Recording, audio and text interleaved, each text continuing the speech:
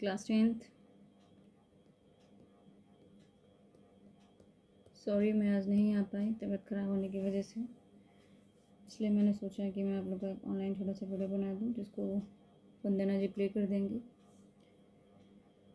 मैं पूरी कोशिश करूंगी कि कल से मैं आप लोग का लाइव क्लास लूँ। तो बिना टाइम वेस्ट किए हम स्टार्ट करते हैं आज का अपना टॉपिक, जो कि हमारा है nutrition in humans.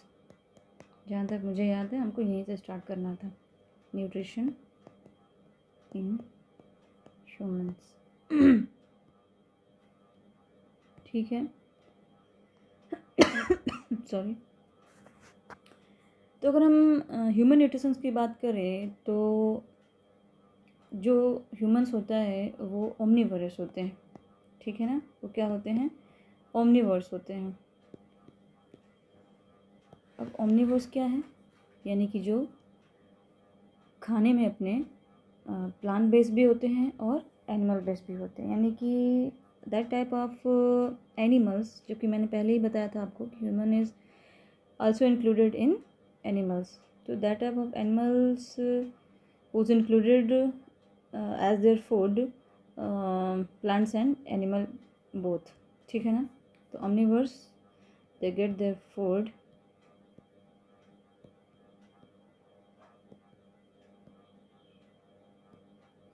from plants and animals, ठीक है ना, both। दूसरा अगर इसकी बात करें तो मतलब ह्यूमन के न्यूट्रिशन की बात करें तो इनका जो होता है ना न्यूट्रिशन थोड़ा सा कॉम्प्लेक्स टाइप का होता है। इस पर भी हमने चर्चा की थी, कैसा होता है? कॉम्प्लेक्स होता है, ठीक है। क्यों होता है? क्योंकि humans have very complicated nutrition system. तो जो हमने बात की थी उसी को मैं पॉइंट में लिखेंगे, complex because the nutrition system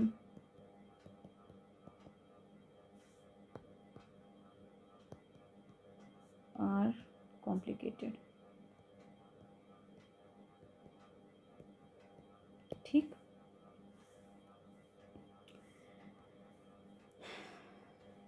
in दोनों का मतलब समझ में आया? फिर से मैं एक बार रिकॉल कर दे रही हूँ कि अगर हम ह्यूमन के न्यूट्रिशन की बात करते हैं तो ये ओमनीवर्स टाइप के होते हैं। यानी ओमनीवर्स मतलब कि ये अपना भोजन प्लांट और एनिमल दोनों तरीके से लेते हैं, यानी प्लांट बेस्ड भी इनका फूड होता है इनटेकिंग, और एनिमल बेस्ड भी इनका फूड होता है। दूसरा, अगर इनके न्यूट्रिशन सिस्टम के बारे में बात करें तो ये बहुत कॉम्प्लिकेटेड होते हैं, ठीक है ना। क्योंकि ये बहुत, आपको पता ही है कि कई सारी संरचनाएं होती हैं, कई सारे स्ट्रक्चर्स होते हैं ह्यूमन न्यूट्रिटिव सिस्टम में। तो इस वजह से वो क्या होता है, बहुत कॉम्प्लिकेटेड होता है, ठीक। नेक्स्ट अगर हम बात करें तो इनके 5 स्टेजेस होते हैं। देयर आर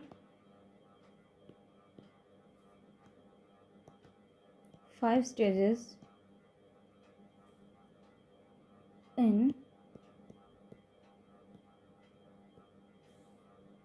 ह्यूमन न्यूट्रिशन, ठीक है ना। अब वो क्या क्या होते हैं? पहला होता है हमारा क्या, पहले हम लिख ले रहे हैं 2, 3, 4 और 5। तो जो पहला होता है वो क्या होता है? इंजेशन होता है। इस सब पे हम बात करेंगे कि क्या होता है, ठीक है ना। पहला जो होता है वो क्या होता है? इंजेशन। उसके बाद दूसरा होता है डाइजेशन, ठीक है। तीसरा होता है एब्जॉर्प्शन, और जो चौथा होता है वो होता है एसिमिलेशन एंड इजेशन। जब एसिमिलेशन चौथा हो गया, एंड पांचवा जो होता है वो क्या होता है? इजेशन। अब सिंपल तरीके से आपको मैं बता रही हूँ, इजेशन का मतलब होता है फूड इनटेक करना, ठीक। डाइजेशन का मतलब होता है उसको पचाना, जो फूड हमने लिया उसको पचाना, ठीक। एब्जॉर्प्शन का मतलब होता है उसको हर उस पार्ट में पहुंचाना, यानी कि ब्लड के थ्रू वो जो भी न्यूट्रिएंट्स है भोजन का, जो फूड का जो भी न्यूट्रिएंट्स है उस ब्लड में उसका एब्जॉर्ब हो जाना, क्योंकि आपको पता है कि ब्लड के थ्रू ही जो ह्यूमंस होते हैं उनको एनर्जी मिलती है। तो ब्लड में इसका घुलना कह सकते हैं या उसका ऑब्जर्व होना, ठीक। एसिमिलेशन, एसिमिलेशन हम कह सकते हैं कि टू रीच all the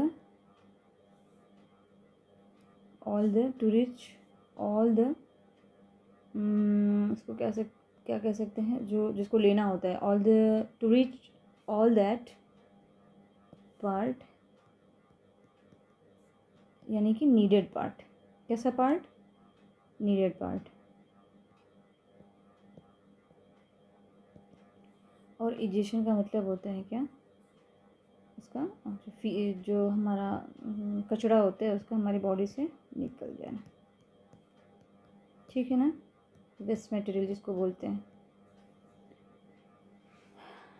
तो ये सारे सिस्टम होते हैं जो कि क्या करते हैं, न्यूट्रिशन के प्रोसेस होते हैं ह्यूमंस में, ठीक है ना।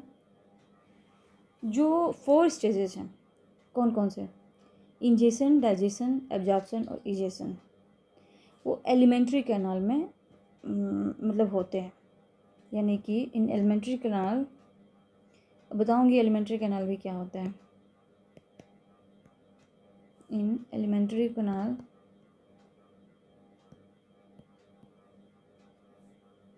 the 4 stages happen। कौन कौन से? देयर आर, एक सेकेंड। तो the 4 stages happens किसके थ्रू?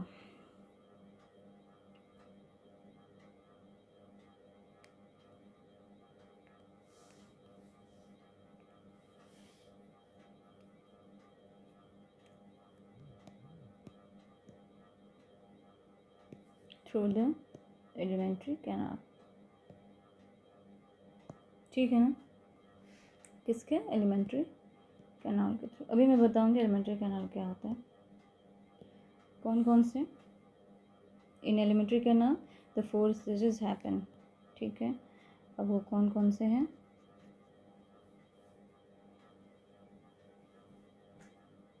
एज कौन कौन से? इंजेशन,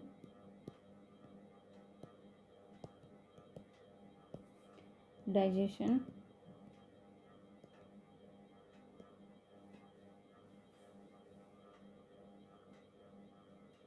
एब्जॉर्प्शन,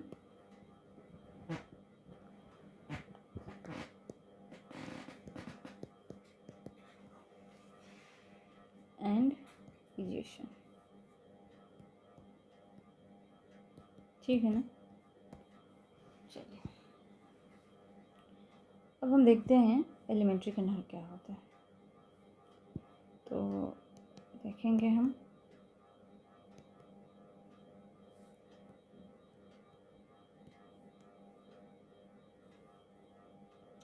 तो एलिमेंट्री कैनाल वो होता है कि एक लॉन्ग ट्यूब होती है, ठीक है ना। एक लॉन्ग ट्यूब होती है जिसका कि मतलब which have the varying diameter, ठीक है ना, जो जिसका कि डायमीटर जो होता है वो वेरी करता है। और ये जो ट्यूब है वो स्टार्ट होती है कहाँ से? माउथ से लेके और एनस तक। अगर मान लो कि मैंने एक स्ट्रक्चर बनाया कुछ इस तरीके का,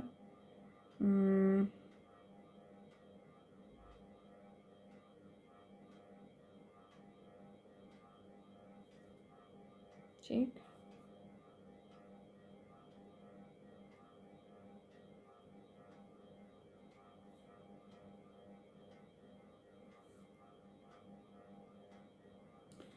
तो एक ट्यूब होती है जो कहाँ से स्टार्ट होती है? माउथ से। तो ये हमारा माउथ है, यहाँ से ये स्टार्ट होती है और कहाँ तक रहती है? एंड तक, यानी कि एनएस तक। थ्रू मतलब जगह कम है तो मैं मान लो कि यहाँ ले आ रही हूँ, ठीक है।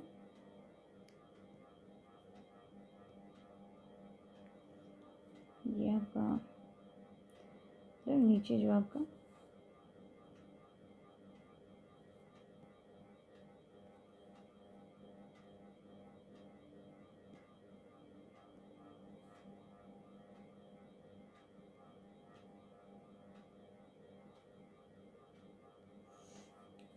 ये यहाँ आपका ये कुछ स्ट्रक्चर इस तरीके का होता है।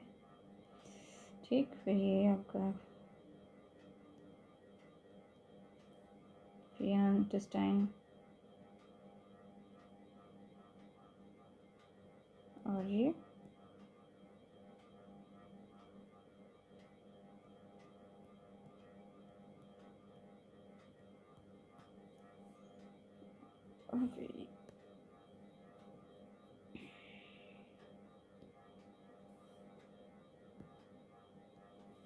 इधर आपका कुछ ये लार्ज इंटेस्टाइन और ये आपका एनस तक ये पूरा आपका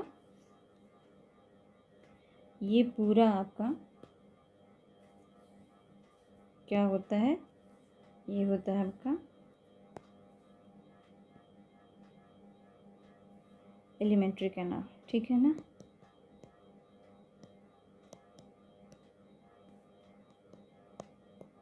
ठीक,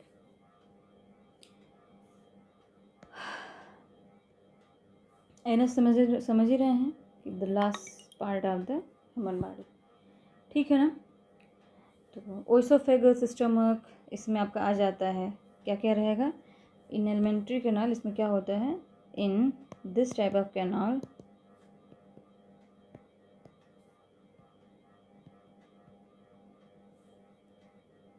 डिफरेंट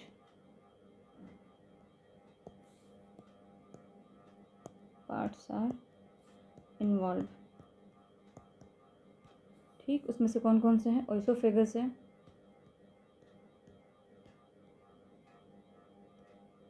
और क्या है, स्टोमक है, और क्या है, स्मॉल इंटेस्टाइन। ठीक,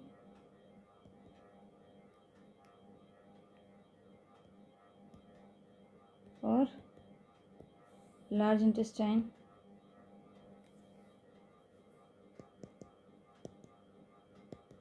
और यही सब पार्ट हैं जो आपके एलिमेंट्री कैनाल में पाए जाते हैं। Oesophagus, stomach, small intestine and large intestine.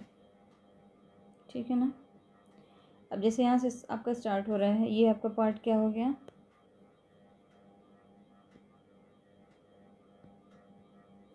ये आपका पार्ट क्या हो गया, माउथ।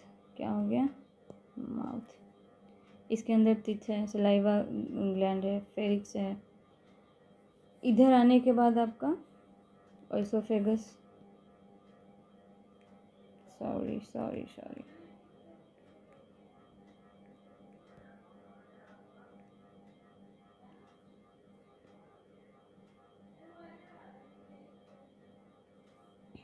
ये आपका लीवर हो गया, ये आपका लीवर हो गया, ये आपका ओइसोफेगस। ठीक, ये आपका लीवर। ठीक, ये आपका फूड पाइप। ठीक,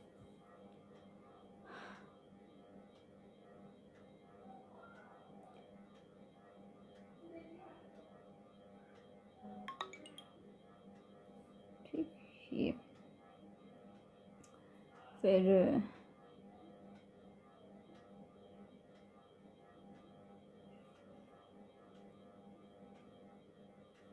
एक्चुअली ये आपका लीवर हो जाएगा, क्योंकि लीवर स्टमक से ऊपर होता है। ये आपका स्टमक। ठीक है, पेनक्रियाज कहाँ होगा, बताइए, पेनक्रियाज कहाँ होगा। पेनक्रियाज लीवर के जस्ट नीचे होता है, ये आपका पेनक्रियाज। ठीक, लार्ज इंटेस्टाइन अभी आपको बताया मैंने, ये आपकी लार्ज इंटेस्टाइन। ठीक, और ये आपकी स्मॉल इंटेस्टाइन। ये, ठीक है। उसके बाद रेक्टम आता है। रेक्टम कहाँ होता है? यहाँ ये वाला जो पार्ट होता है ये एनस के जस्ट ऊपर होता है आपका रेक्टम, ठीक है। और ये आपका एनस, तो इतने के बीच में आपका क्या होता है? एलिमेंट्री कैनाल, ठीक है ना। चलिए अब इसको हम एक एक करके डिस्कस करेंगे। तो पहले हम बात करते हैं किसकी? माउथ की।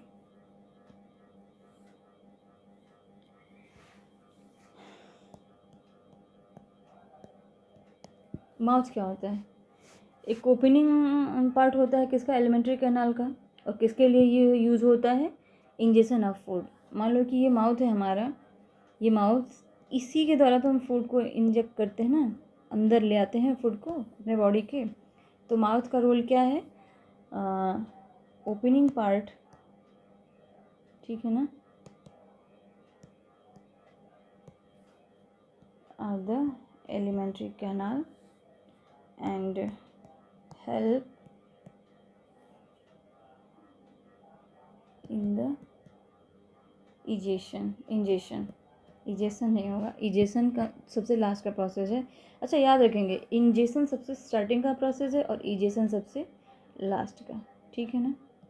इंजेशन का मतलब होता है भोजन को अंदर डालना, और इजेशन का मतलब है भोजन जो अब्जॉर्ब हो गया सारे न्यूट्रिएंट्स, उसके बाद जो कचरा बच जाता है, वेस्ट मटेरियल बच जाते हैं, उसको इजेक्ट कर देना, यानी कि उसको निकाल देना। तो माउथ का ये रोल है। और the buccal cavity which is present behind the mouth is also commonly referred to as sorry I'm not feeling well, please cooperate। तो माउथ सिर्फ उसी को नहीं बोलते हैं, देखो माउथ सिर्फ इसी को नहीं बोलते, इसके बिहाइंड, ठीक है ना, इसके बिहाइंड भी एक कैविटी होती है जिसको हम बोलते हैं बकल कैविटी, जिसको हम क्या बोलते हैं? Buccal cavity. तो it's also include in the, अगर आपको कोई पूछे कि बकल कैविटी क्या होती है, तो आप कहेंगे it's situated behind the mouth and it is also known as mouth. Commonly इसको हम माउथ से ही मतलब इसको हम रिप्रेजेंट करते हैं, बट ये होता कहाँ है? बिहाइंड द माउथ होता है, ठीक है ना। नेक्स्ट अगर हम माउथ के बारे में बात कर रहे हैं तो अच्छा, अब इस बकल कैविटी का मतलब क्या? अगर आपको समझ में नहीं आया तो इस बकल कैविटी को हम क्या समझेंगे? यानी कि वो कैविटी, वो केव, यानी कि वो गैपिंग वाला पार्ट जिसके अंदर हमारे टिथ होते हैं और टंग होते हैं, उसी को हम क्या बोलते हैं? बकल कैविटी, ठीक है ना। अब टिथ का मतलब क्या है? माउथ में ही ये सब भी आ जाएगा। टिथ का काम क्या है? मैंने बताया था आपको टिथ का काम क्या है। एक दिन हमने सबने इस पे चर्चा की थी कि टिथ का काम क्या है। अरे भाई, तो च्यूइंग द फूड, जो भी हम फूड मटेरियल ले रहे हैं उसको क्या करना? च्यूइंग करना, या उसको उसका मैस्टिकेशन करना, यानी कि उसके टुकड़े टुकड़े करना, उस वो काम किसका है? टिथ का। और टंग का, टंग हैज़ द टेस्ट बड्स, तो उस हिसाब से क्या होता है? वो फूड को टेस्ट करता है, जिससे कि हमारे अंदर इंटरेस्ट आता है उस फूड को खाने का। कोई भी चीज़ अगर हम बोल दें दवा, तो क्या दवा को आप मुंह में लेके चबा सकते हैं? नहीं, क्यों? क्योंकि हमको पता है उसका टेस्ट बहुत कड़वा होता है, और जो चीज़ अच्छी होती है उसको हम काफ़ी अच्छे से खाते हैं। तो टंग का ये रोल है। और सलेवरी ग्लैंड भी होती है। एक माउथ है, उसमें कितने पार्ट हैं? एक होता है उसका बकल कैविटी, उस बकल कैविटी में आपका क्या होता है? टीथ। और क्या होता है? टंग। अरे यार, क्या होता है? टंग। और क्या होता है? सलाइवा, ठीक है ना। तो इतना काम होता है। और सलाइवा जहाँ से सिक्रेट होता है उसी को बोलते हैं सलेवरी ग्लैंड, ठीक।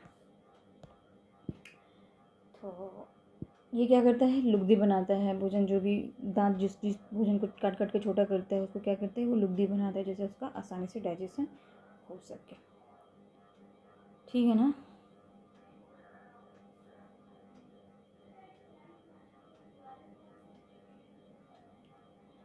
अब हम आज इतना ही रहने देते हैं, क्योंकि आगे हम फिर अभी तित के बारे में चर्चा करेंगे कि तित होता क्या है।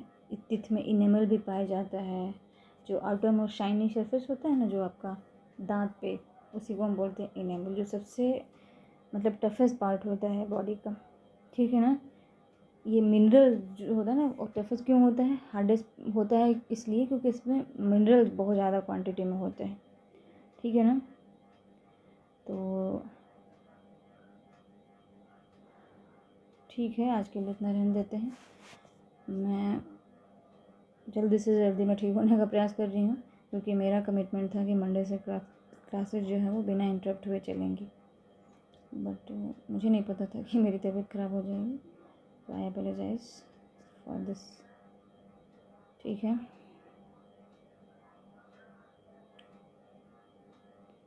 तो शुरू से एक बार अगर आपको लगे कि आपको नोट्स बनाना है तो आप देख लीजिए।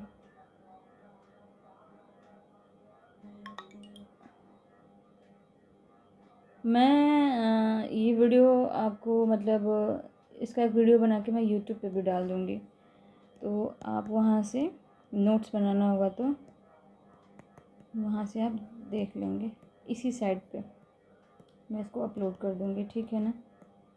आप वहाँ जाके आराम से इसको चला के देख लीजिएगा, ठीक है। Bye, I hope you understand. Bye, take care.